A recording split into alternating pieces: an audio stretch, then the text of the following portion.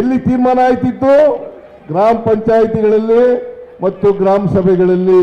ಈಗ ದಿಲ್ಲಿನಲ್ಲಿ ಅವರು ಯಾವ ಪಂಚಾಯತಿನ ಆಯ್ಕೆ ಮಾಡ್ತಾರೆ ಆ ಪಂಚಾಯತಿಲಿ ಕೆಲಸ ಸಿಗ್ತದೆ. ನಿಮಗೆ ಎಲ್ಲ ಗ್ರಾಮ ಪಂಚಾಯಿತಿಗಳಲ್ಲೂ ಕೂಡ ಕೆಲಸ ಸಿಕ್ಕಲ್ಲ. ಎಲ್ಲ ಗ್ರಾಮ ಪಂಚಾಯಿತಿಗಳಲ್ಲೂ ಕೂಡ ಕೆಲಸ ಸಿಕ್ಕಲ್ಲ.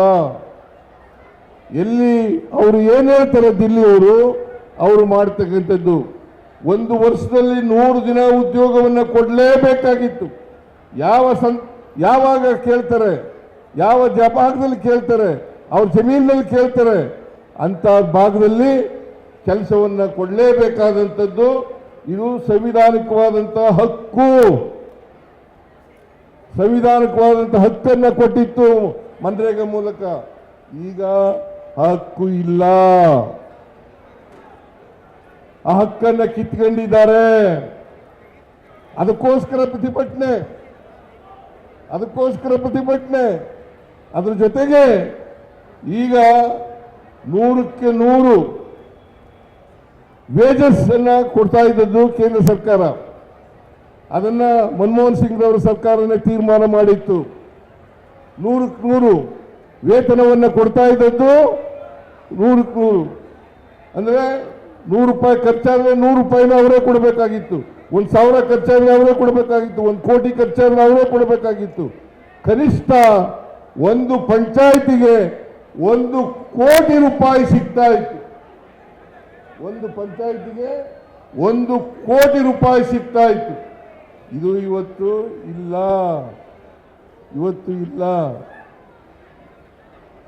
ಇದನ್ನ ನೀವು ಅರ್ಥ ಮಾಡ್ಕೋಬೇಕಾಗ್ತದೆ.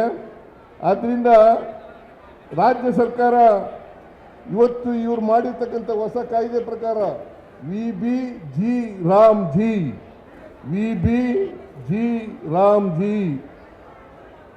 ಇದ್ರ ಪ್ರಕಾರ 40% ರಾಜ್ಯ ಸರ್ಕಾರಗಳು ಕೊಡಬೇಕು.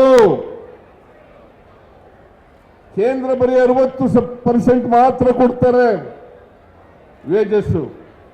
ಇದು ಈಗಾಗಲೇ ಅನೇಕ ರಾಜ್ಯಗಳು ಕೇಂದ್ರ ಸರ್ಕಾರದ ನೀತಿಯಿಂದಾಗಿ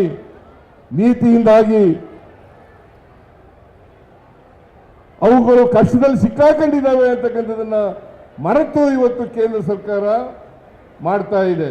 ಆದ್ರಿಂದ ಇದನ್ನು ಪ್ರತಿಭಟಿಸಬೇಕು ಅನ್ನತಕ್ಕಂಥದ್ದು ನಮ್ಮ ಸರ್ಕಾರ ಮತ್ತು ಪಕ್ಷ ಮತ್ತೆ ಕೇಂದ್ರ ಇಡೀ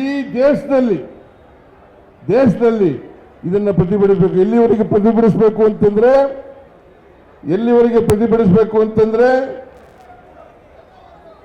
VB ರಾಮ್ಜಿಯನ್ನು ರದ್ದು ಮಾಡಿ ಮತ್ತೆ ಮನ್ರೇಗಾವನ್ನು ಪುನಃಸ್ಥಾಪನೆ ಮಾಡೋವರೆಗೂ ನಾವು ಹೋರಾಟವನ್ನ ಮಾಡಬೇಕಾಗ್ತದೆ. ನೀವೆಲ್ಲ ರೆಡಿ ಇದ್ದೀರಲ್ಲ? ಇಡೀ ದೇಶ ಇವತ್ತು ಮಾಡಬೇಕು. ಹಿಂದೆ ಒಂದು ಸಾರಿ ರೈತರ ಕಾಯ್ದೆಗಳನ್ನು ಮಾಡಿದ್ರು, ರೈತ ವಿರೋಧಿ ಕಾಯ್ದೆಗಳನ್ನು ಮಾಡಿದ್ರು. ಅವುಗಳನ್ನು ವಾಪಸ್ ತಗೊಳ್ಳೋವರೆಗೂ ಕೂಡ ರೈತರು ಹೋರಾಟ ಮಾಡಿದ್ರು. ಈ ಸಾರಿ ರೈತರ ಜೊತೆಗೆ ಕಾರ್ಮಿಕರು ಕೂಡ ಸೇರ್ಕೊಳ್ತಾರೆ, ಮಹಿಳೆಯರು ಕೂಡ ಸೇರ್ಕೊಳ್ತಾರೆ. ಆದ್ರಿಂದ ಈ ಕಾಯ್ದೆ ವಾಪಸ್ ಆಗೋವರೆಗೆ ನಮ್ಮ ಹೋರಾಟ ನಿಲ್ಲಬಾರದು ಅಂತಕ್ಕಂಥ ಮಾತುಗಳನ್ನು ಈ ಸಂದರ್ಭದಲ್ಲಿ ಕಾರ್ಯಕರ್ತ ಬಂಧುಗಳಿಗೆ ತಿಳಿಸಲಿಕ್ಕೆ ಬಯಸ್ತಾ ಇದ್ದೇನೆ.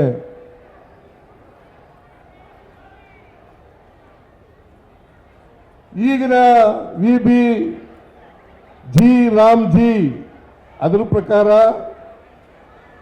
ಹಕ್ಕಲ್ಲ, ಅದು ನಮ್ಮ ಹಕ್ಕಲ್ಲ. ಈ ಹಕ್ಕನ್ನು ಕಿತ್ಕೊಳ್ತಕ್ಕಂಥ ಕೆಲಸವನ್ನು ಮಾಡ್ತಾ ಇದ್ದಾರೆ. ಇದರ ಹಿಂದ್ಗಡೆ ಇರೋರು ಯಾರು ಗೊತ್ತಾ ನಿಮ್ಗೆ?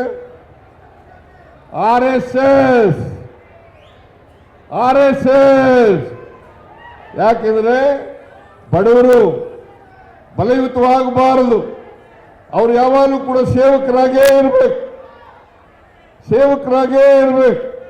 ಆದ್ರಿಂದ ಸಮಾಜದಲ್ಲಿ ಬದಲಾವಣೆ ಆಗಬಾರದು, ಅಸಮಾನತೆ ಹೋಗಬಾರದು. ಅಸಮಾನತೆ ಹೀಗೇ ಮುಂದುವರೆದರೆ ಬಡವರನ್ನ ಉಪಯೋಗಿಸ್ಕೊಳ್ಳಲಿಕ್ಕೆ ಸಾಧ್ಯ ಆಗ್ತದೆ. ಅಂತಕ್ಕಂಥದ್ದು RSSನವರ ಹುನ್ನಾರ.